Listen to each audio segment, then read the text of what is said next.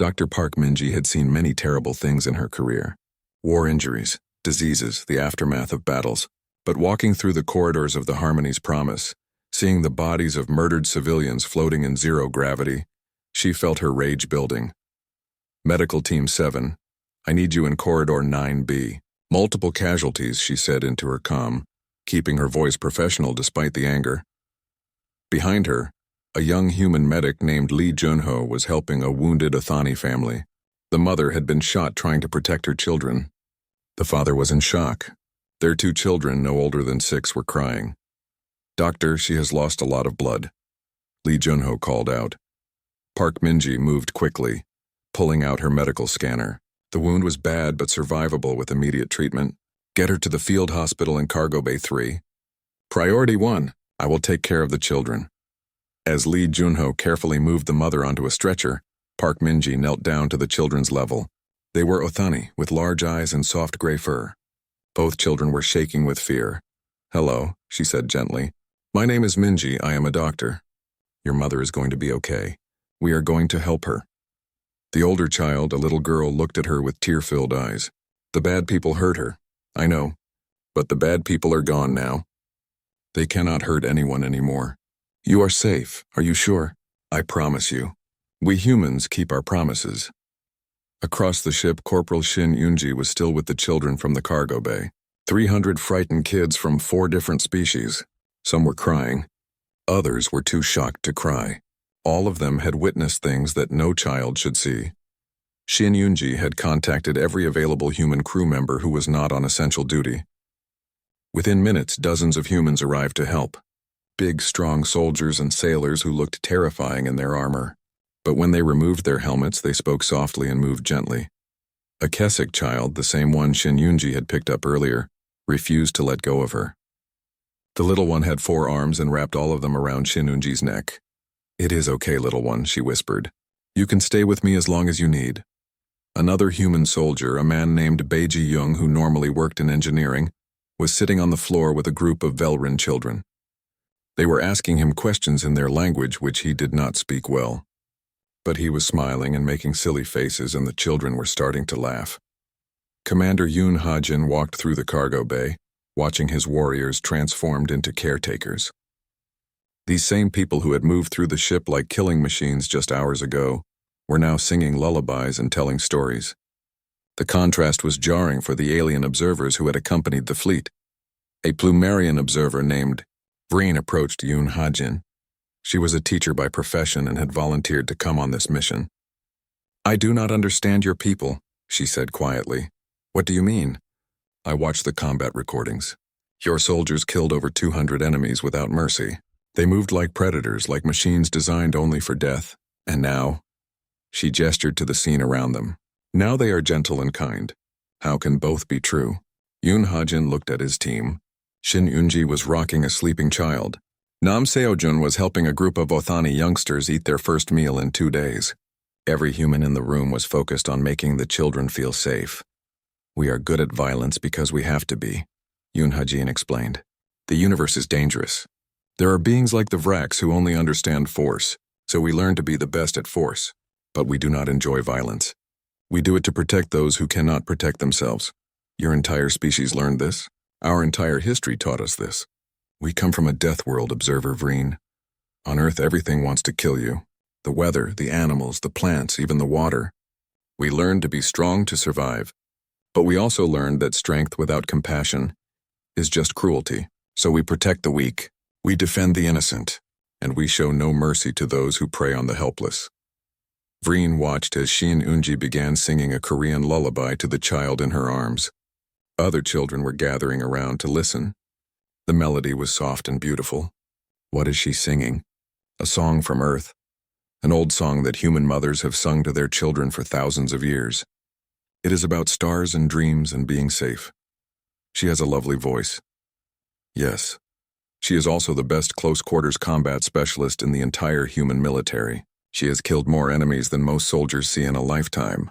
But right now she is just someone who wants to help a scared child sleep. Vreen fell silent, processing this information. In another part of the ship, Captain Han Taeman was meeting with the surviving colony leaders. They were a group of 5 aliens from different species, all showing signs of torture. One Velran leader named Koresh had lost 2 fingers. An Othani leader had broken bones. They sat around a table in what had been the colony ship's dining hall, drinking water and trying to understand that they were alive. "Captain," Koresh said, his voice shaking, "we cannot thank you enough. We had given up hope. We thought we would all die." "You do not need to thank me," Han Taman replied. "We did what anyone should do, but the Union would not act. They said it was impossible. They said the Vraks would kill us if anyone approached. The Vraks did not know we were approaching until it was too late." An older Keswick leader, a female named Trish, leaned forward. "How did you hide your fleet? Everyone says it is impossible to hide ships in space." "It is impossible for most species," Han Taman explained. "But humans learned stealth warfare on Earth. We had submarines that could hide in oceans for months. We had soldiers who could move through enemy territory unseen. Space is just another environment. We adapted our techniques." "You sacrificed comfort for stealth," another leader observed. "We monitored your ship's temperature. It was barely above freezing. A small price to pay for saving lives." Koresh looked down at his hands at the missing fingers. "The Vraks did this to make me talk. They wanted access codes to banking systems. They were going to steal money from our colonies and leave us with nothing. When I refused, they started killing people. 1 every hour. I could hear them screaming." His voice broke. Tears ran down his face. "I almost gave them the codes. I almost betrayed everyone just to make the screaming stop." Han Taman reached across the table and gently touched the Velran's shoulder. "You did not break. You stayed strong. You protected your people. That is all that matters. But 200 died. 200 died because the Vraks are monsters, not because of anything you did or did not do. The fault is theirs alone." In the cargo bay converted to a hospital, Dr. Park Minji was working on her 20th patient. The Othani mother from earlier was stable now, her children beside her bed. Dozens of other injured were being treated by human medical teams. A Velran nurse who had been on the colony ship was watching the humans work. She approached Park Minji during a brief break. "Doctor, your techniques are very aggressive. You use drugs and procedures that would be forbidden on most Union worlds." "Yes," Park Minji acknowledged. "Human medicine developed on a death world. We had to learn to save people who were injured by things that would kill most species instantly. Our medicines are strong because they have to work on bodies that are very resilient." "Does it bother you?" "No," the Velran nurse said. "I am just amazed. You have saved people today that I thought were beyond help. Our medicine is more gentle, but yours is more effective." "Gentle medicine is fine when you have time," Park Minji said. "But these people did not have time. They needed aggressive intervention to survive. We gave them that." Hours passed. The human fleet worked methodically to care for every survivor. They recovered and preserved the bodies of those who had died, treating them with respect. They repaired damaged systems on the colony ship. They provided food, water, medicine, and comfort. Through it all, the rescued colonists watched in amazement. These Deathworlders, these humans who had slaughtered their captors without hesitation, were now showing more compassion and care than most species offered their own kind. Vreen, the Plumerian teacher, found herself in the cargo bay where the children were being cared for. Shin Yunji was still there, having refused to leave even when her shift ended. The Keswick child was asleep in her arms. "You should rest," Vreen said softly. "You have been on duty for over 30 hours. "I will rest when this little one is with their family," Shin Yunji replied. "They are scared.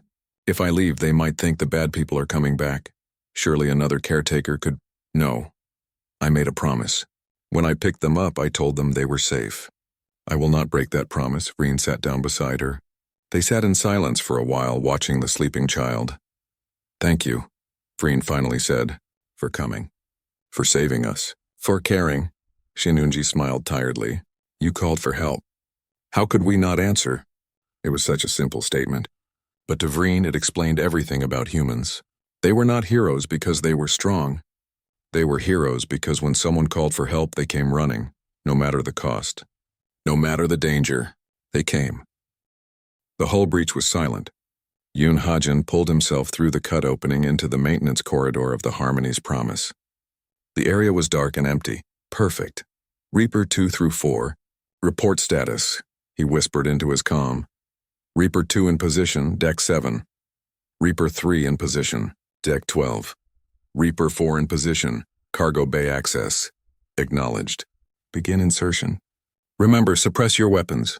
We do not want to damage the hull, and watch for hostages. Yoon Ha-jin moved forward through the darkness. His helmet display showed heat signatures through the walls. Red for the warm-blooded Vrax pirates, blue for the various alien hostages. He could see 3 pirates ahead walking a patrol route. He moved faster than normal human speed, using the zero gravity to propel himself forward in complete silence. The first pirate never saw him. Yoon Ha-jin's blade entered the base of the Vrax's skull, and the creature died without a sound. The second pirate started to turn.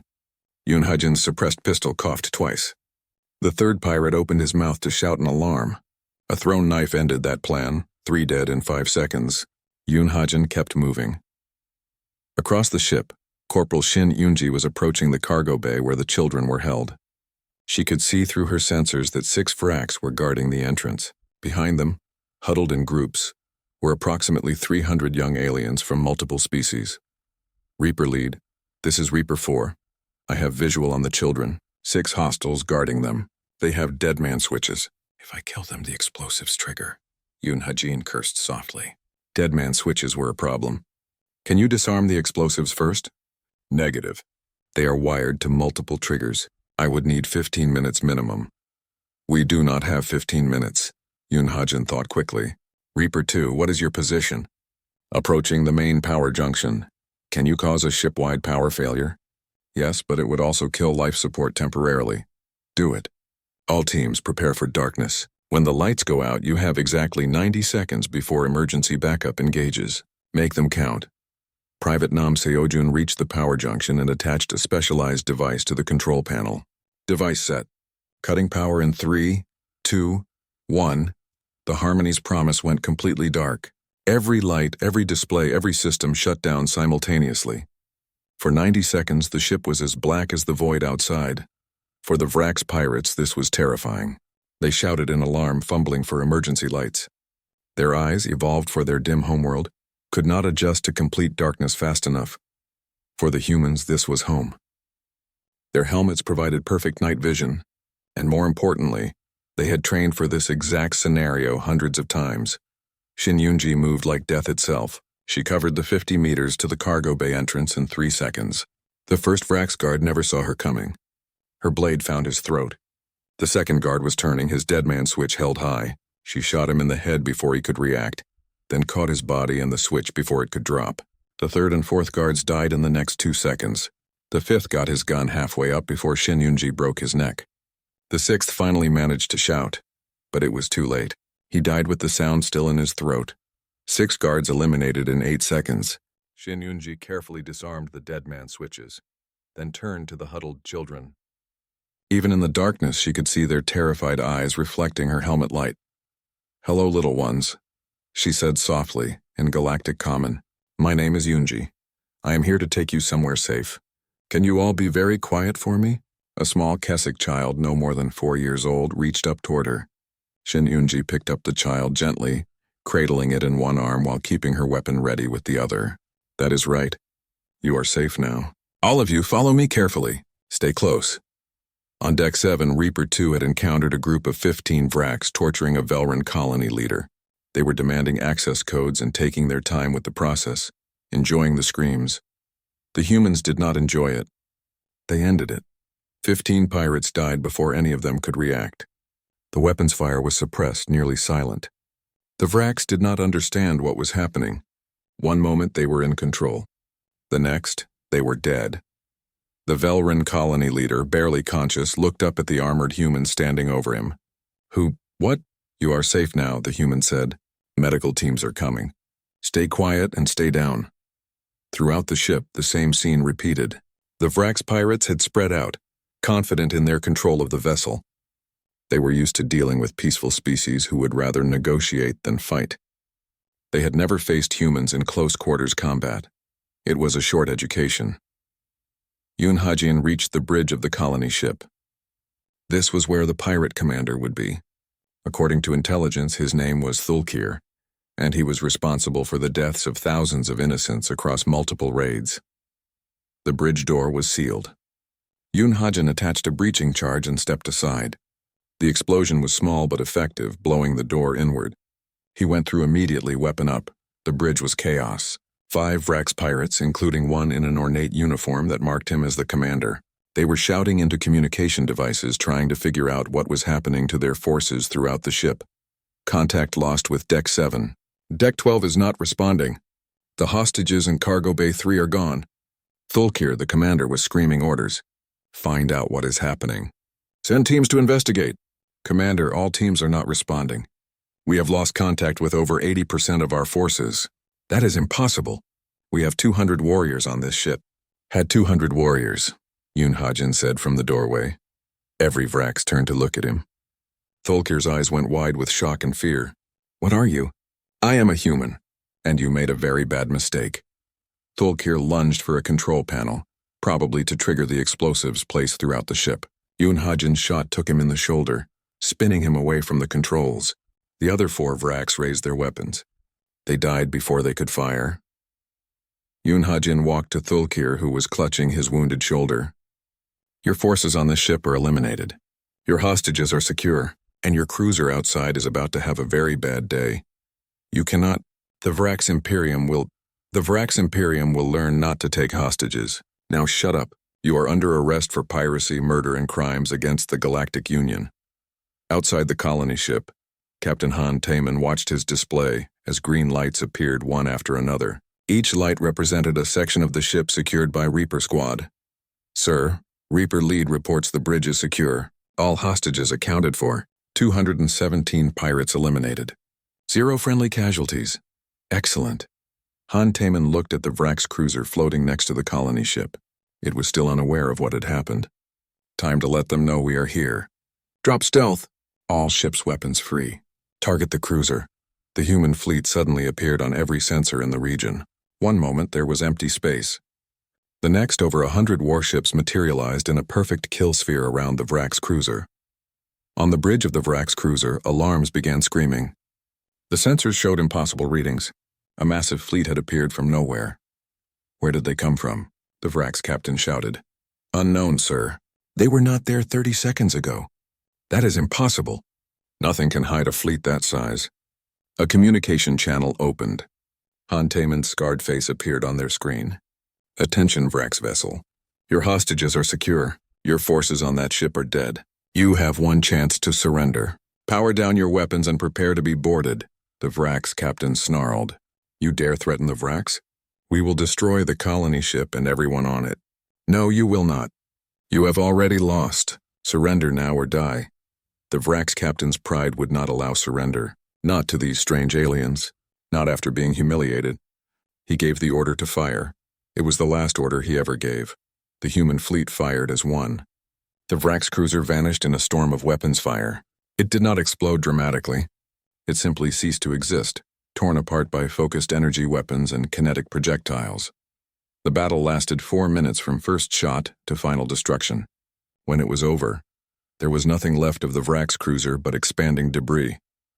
On the bridge of the Indomitable, the alien observers stood in shocked silence.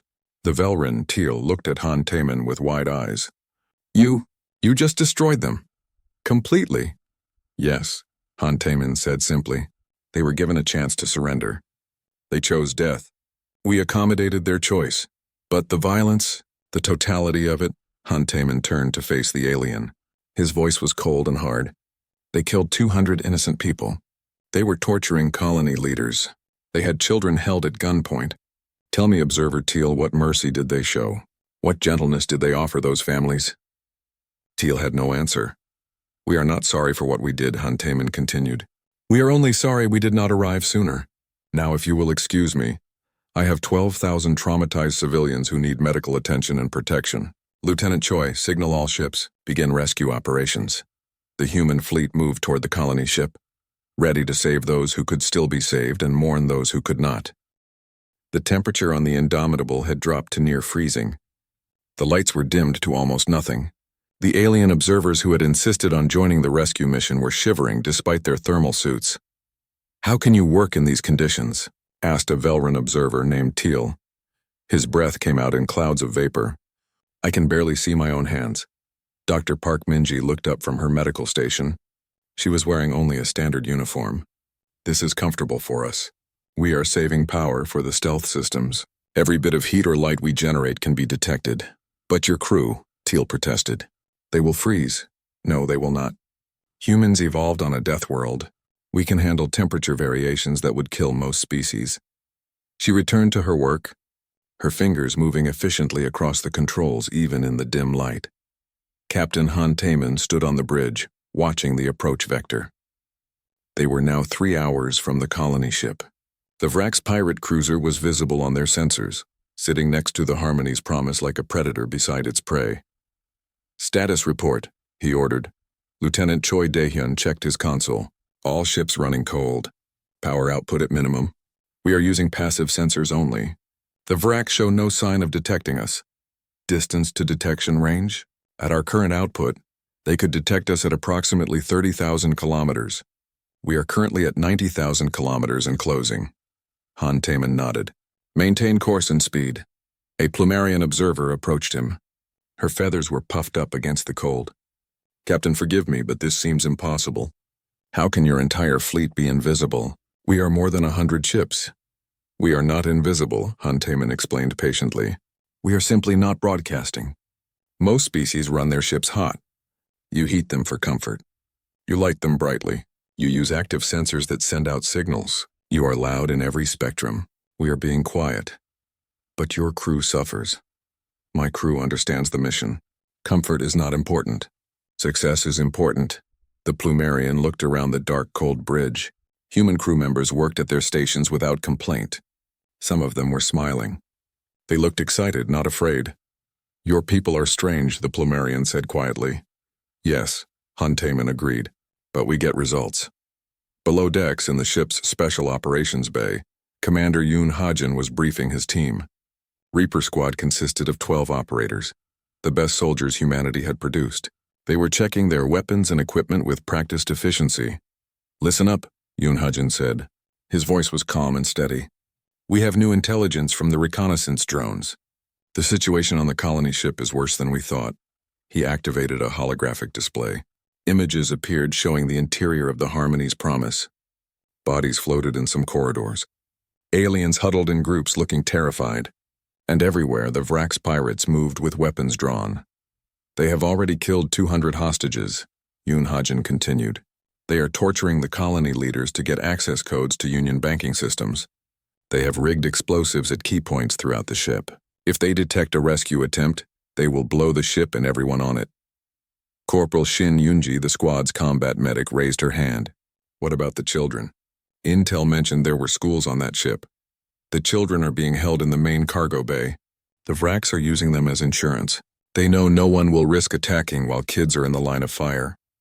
They do not know us very well, do they? Said Private Nam Seojun, the youngest member of the squad. He was checking his communications gear.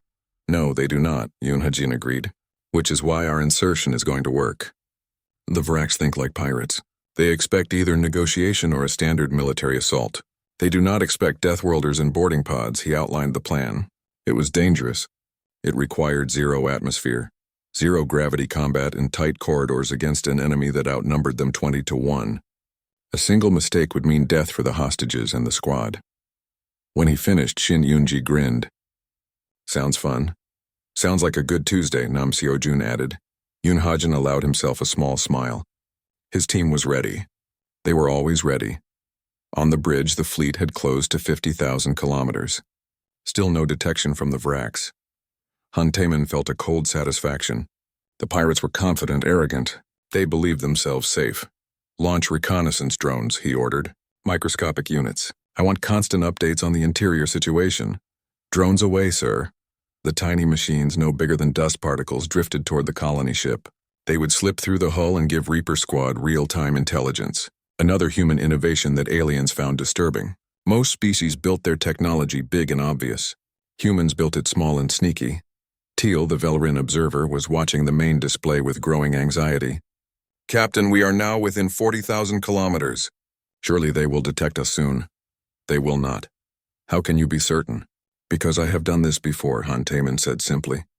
During the first contact war, my ship got within 10 kilometers of an enemy fleet, before they knew we were there. 50,000 kilometers is generous. The Velrin looked horrified. 10 kilometers? That is suicide range. Only if you get detected. Han Taman turned to his weapons officer. Lieutenant Choi, prepare firing solutions on the Vrax cruiser. I want every weapon locked on target. When we drop stealth, I want them destroyed in the first volley. Yes, sir. Solutions calculated. We will have 17 other ships with firing locks as well. The Vrax cruiser will not survive the first 3 seconds of combat. Dr. Park Minji appeared on the bridge again. My medical teams are ready. We have converted Cargo Bay 3 into an emergency hospital. We can handle thousands of casualties if needed. Let us hope we do not need thousands, Han Taman replied. But I appreciate the preparation. The distance continued to close. 30,000 kilometers. 20,000. Still no alert from the Vrax. In the operations bay, Reaper Squad climbed into their insertion pods. These were small, stealthy craft designed for one purpose: getting soldiers onto an enemy ship without being detected. They were cramped, uncomfortable, and deadly effective. Yoon Ha-jin sealed his helmet and checked his squad's readiness. All green lights. Command, this is Reaper Lead. Squad is ready for insertion. Han Taman's voice came through the comm. Acknowledged, Reaper Lead. You are authorized to launch on my mark. Remember, we need those hostages alive. Understood, sir. We will bring them home. I know you will. Mark in 3, 2, 1. Launch. The pods shot from the Indomitable at high speed, using tiny thrusters that barely registered on sensors. They spread out, approaching the colony ship from 4 different vectors. Inside each pod, a human warrior waited in the darkness, ready to do what humans did best: hunt. On the colony ship, the Vrax had no idea what was coming. They were celebrating, drinking stolen alcohol and counting their anticipated profits. Some were tormenting hostages for entertainment. They felt safe and powerful. They had never met humans before. Yoon Ha-jin's pod made contact with the colony ship's hull with a soft magnetic clamp. He checked his sensors. The other 3 pods were in position. He activated the cutting laser and began burning through the outer hull. It would take 60 seconds to breach. He smiled inside his helmet. The Vrax were about to learn an important lesson about Deathworlders. When you threaten the innocent, you do not get negotiations. You do not get mercy, you get Reaper Squad. The emergency signal cut through the diplomatic chamber like a blade. Ambassador Kang Ji-woo stood among the alien representatives of the Galactic Union, watching as the distress message played for the 3rd time. The voice belonged to a Velrin female, and she was begging for help. This is the colony ship Harmony's promise. We are under attack. Pirates have boarded us. They are killing people. Please, anyone who can hear this, please help us. The message ended with screams and gunfire. Then silence. Kang Ji-woo watched the faces around her. The Velrin representative had tears streaming down his face. The Othani delegate was shaking. The Keswick ambassador had wrapped his 4 arms around himself. Everyone looked afraid. The head of the Security Council, a tall Plumerian with blue feathers, spoke in a sad voice. We have confirmed the ship's location. It is in the outer rim of the Kareth sector. How many souls aboard? Someone asked. 12,000. 4 species. Mostly civilians, families, children. The chamber fell silent. Kang Ji-woo felt her jaw tighten. 12,000 people. Innocent people who had done nothing wrong except be in the wrong place at the wrong time. What about our peacekeeping forces? The Velrin representative demanded. Send them immediately. The Plumerian leader shook his head slowly. Our nearest fleet is 6 standard days away. The pirates have given us 48 hours before they start spacing the hostages. Then send a faster ship. Send someone. There is no one close enough. Kang Ji-woo felt something cold settle in her stomach. She knew what was coming next. She had seen this before in human history. Politicians would debate and argue while innocent people died. They would form committees and draft statements while bodies floated in space. We must negotiate, another alien said. Perhaps we can meet their ransom demands. The ransom is impossible.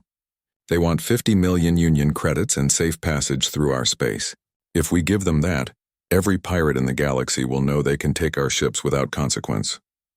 The debate went on. Back and forth. Words and more words while somewhere in the darkness between stars people were dying. Kang Ji-woo had heard enough. She stepped forward and her voice cut through the arguing. I will contact Human Military Command. The chamber went quiet. Every alien turned to look at her. Some faces showed hope, others showed fear. Ambassador Kang, the Plumerian leader said carefully, we appreciate the offer, but human forces are even farther away than ours. And your species has already been controversial in your methods. Kang Jiwoo smiled, but there was no humor in it. Check the current position of the human 3rd Expeditionary Fleet. A technician worked the console. His eyes went wide. They are 14 hours away. They were conducting training exercises at the edge of Union space. 14 hours, Kang Jiwoo repeated. They can be there before the deadline. But the protocols, another delegate protested. Human military action requires approval from this council. We must vote. We must discuss the implications. While you discuss, people die, Kang Jiwoo said flatly.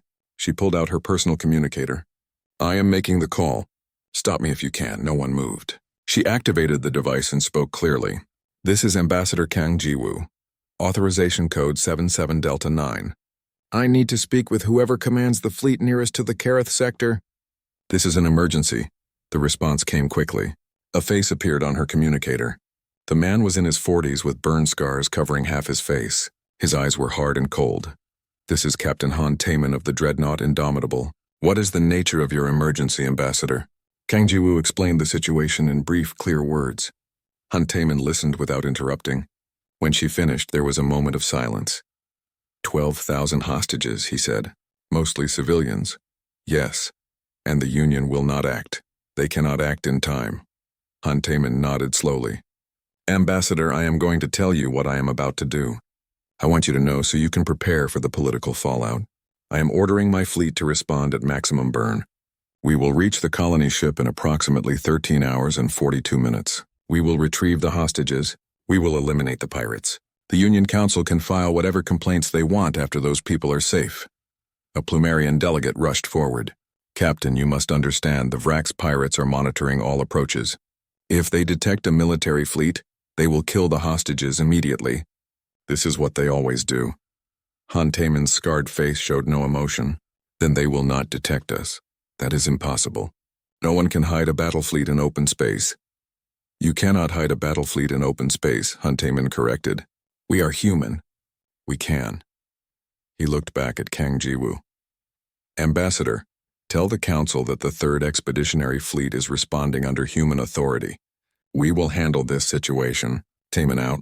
The screen went dark. Kang Jiwoo looked around the chamber. Some aliens looked relieved. Others looked terrified. What have you done? Someone whispered. I called the only people who would answer. Kang Jiwoo replied. Far away in the darkness of space, alarms began sounding on the human ships. Captain Han Taemin walked onto the bridge of the Indomitable and every crew member stood straighter. Helm. Set course for Kareth sector. Maximum burn. Stealth protocol active the moment we are in range. Sir, maximum burn for 13 hours will drain our power reserves significantly. I am aware. Do it anyway. Yes, sir. Dr. Park Minji appeared at his side. She was the chief medical officer, a small woman with sharp eyes. I heard the call. How bad is it? 12,000 hostages. Vrax pirates. They are already killing people. Park Minji closed her eyes briefly. My medical teams will be ready. I know they will. Han Taemin looked at his weapons officer, a young man named Choi De-hyun. Lieutenant, I want weapons hot the moment we arrive. I want every gun we have ready to fire. No warning shots. No second chances, Choi De-hyun grinned. It was not a pleasant expression. Understood, Captain. The Indomitable and her sister ships turned in space. Their engines burned bright as they accelerated to speeds that would have torn apart most alien vessels. The human crews worked calmly, efficiently. They had trained for this. On the bridge, Han Taemin stared at the screen showing the path ahead. Somewhere in that darkness, people were suffering. They had called for help and the galaxy had abandoned them, but the galaxy had not counted on the Deathworlders. 13 hours, he said quietly. Hold on for 13 hours. Behind him, the fleet raced toward vengeance. The Galactic Union Council chamber was in chaos. Representatives from dozens of species shouted at each other, while Ambassador Kang Jiwoo stood calmly at the center of the storm. This is an outrage, screamed the Vrax ambassador. a massive creature named Drenvik. He was younger than most ambassadors, chosen specifically for this confrontation because of his aggressive nature. The humans destroyed a Vrax merchant vessel without provocation. Merchant vessel? Kang Jiwoo's voice cut through the noise. Is that what you call a pirate ship that murdered 200 innocent civilians? You have no proof it was pirates? You attacked without warning, without negotiation, without following any Union protocols. We have all the proof we need, Kang Jiwoo said coldly. We have the testimony of 12,000 survivors. We have recordings from the ship showing your merchants torturing colony leaders and threatening children. We have the bodies of 200 murdered innocents. Would you like me to display the evidence for the council? Drenvik's face darkened with anger, but he said nothing. He knew the evidence would destroy any claim of innocence. The Plumerian council head tried to restore order. Ambassador Kang, while we appreciate that human forces saved many lives, the manner in which it was done has caused serious diplomatic problems. The Vrax Imperium is demanding reparations for the destroyed ship and the surrender of Captain Han Taemin for trial. Absolutely not, Kang Jiwoo stated firmly. We will not apologize for saving innocent lives. We will not pay reparations for destroying a pirate vessel, and we will certainly not surrender our captain to be executed by the very empire that sent the pirates. You presume too much, human, Drenvik growled. The Vrax Imperium commands hundreds of ships. We are a major power in this sector. If we withdraw our support from the Union, then withdraw it, Kang Jiwoo interrupted. If the price of Union membership is allowing pirates to murder civilians without consequence, then perhaps the Union is not worth being part of. The chamber fell silent. No one had expected such a direct challenge. The Plumerian leader looked distressed. Ambassador, please let us not make hasty decisions. Perhaps we can negotiate some compromise. There is no compromise on this matter. Humanity acted to save lives when the Union would not. If the Union chooses to condemn us for that, then the Union is morally bankrupt. Kang Jiwoo turned to address the full council. I am hereby announcing that all human citizens are being recalled from Union space. All human diplomatic missions are being closed. All human trade agreements are suspended, and the human fleet is being positioned to defend human interests. If the Vrax want war, they can have war, but they should understand what they are challenging. She walked out of the chamber, leaving shocked silence behind her. 3 days later, the situation had escalated dramatically. The Vrax Imperium had indeed demanded blood for the destroyed pirate ship. Their military had begun assembling a punishment fleet near the border of human space. 300 warships, they claimed, to teach the Deathworlders a lesson about Vrax power. Admiral Kim Sora stood on the bridge of her flagship, the massive dreadnought Undying, reviewing the tactical situation. She was in her 50s with gray hair and cold, calculating eyes. She had commanded human fleets for 20 years and had never lost a battle. Admiral, the Vrax fleet is assembling at the Kareth Nebula, reported her tactical officer. Intelligence estimates they will have approximately 300 ships when fully assembled. And our forces? 127 ships, including 6 dreadnoughts. We are outnumbered approximately 3 to 1, Kim Sora smiled. It was not a pleasant expression. Good. If they brought more, it would be boring. What is the status of Captain Han Taemin's Third Fleet? Already in position at the Nebula. They have been conducting reconnaissance for the past 48 hours. Excellent. Signal all fleet commanders. We move to the Nebula in 6 hours. Full battle readiness. This will not be a rescue mission. This will be a demonstration. A demonstration, Admiral? Yes. We are going to demonstrate to the entire galaxy what happens when you threaten humanity. We are going to demonstrate why Deathworlders earned that name. And we are going to demonstrate that the Vrax made a very poor decision. On the Indomitable, Captain Han Taemin was briefing his officers. Lieutenant Choi Dae-hyun looked at the tactical display showing the Vrax fleet. 300 ships, he said quietly. That is a lot, even for us. Numbers are not everything, Han Taemin replied. What matters is how you use your forces. The Vrax think like conquerors. They believe overwhelming force is the answer to every problem. They are predictable. And we are not, added Dr. Park Minji, who had joined the briefing. Our tactics have always relied on being unpredictable. Exactly. The Vrax will expect a traditional battle. Ship against ship, formation against formation. They think we will try to match their numbers with our firepower, but we are not going to do that. What are we going to do, sir? Asked Choi Dae-hyun. We are going to hunt them. The Carith Nebula is full of gas clouds, debris fields, and sensor-disrupting particles. It is basically an ocean in space, and we are very good at submarine warfare. Commander Yoon Ha-jin, who had also been invited to the briefing, grinned. Hit-and-run tactics.